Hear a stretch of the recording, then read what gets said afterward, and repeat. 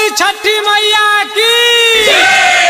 पटना के घाटे चली चली चली सैया जी, पटना के घाटे चली सैया जी।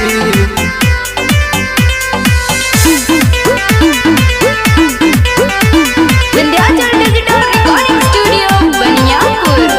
करबस छठ के पूजैया जी, करबस छठ के पूजैया जी।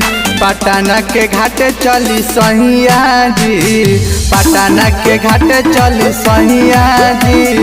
दूर होई दुखवा बलैया जी, दूर होई दुखवा बलैया जी। पटना के घाटे चली सैया जी, पटना के घाटे चली सैया जी।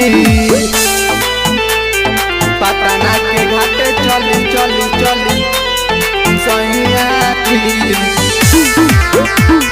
सैया जी, सैया जी। फल फल हरिया से सुनिए सैया, दौरा बानी सजहिले जी। माटी के चूल्हा पर छठी मैयाला ठेकुआ बानी बनावले जी, ठेकुआ बानी बनावले जी। फल फल हरिया से सुनिए सैया, दौरा बानी सजैले जी। माटी के चूल्हा पर छठी मैयाला ठेकुआ बानी बनावले जी, बनावले जी।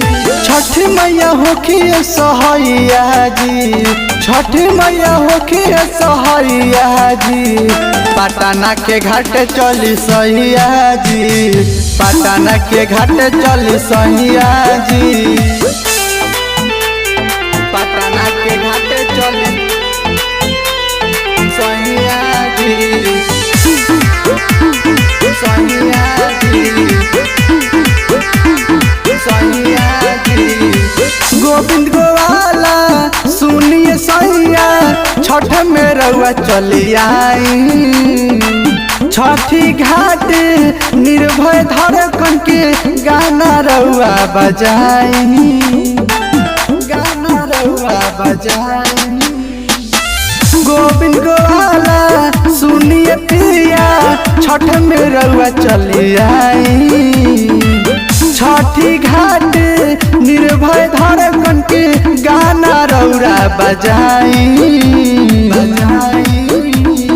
औरग दिया वही नीरज भैया हो, औरग दिया वही नीरज भैया हो। पटना के घाटे चली सैया हो, पटना के घाटे चली सैया हो। Vindhyachal digital recording studio Baniyapur.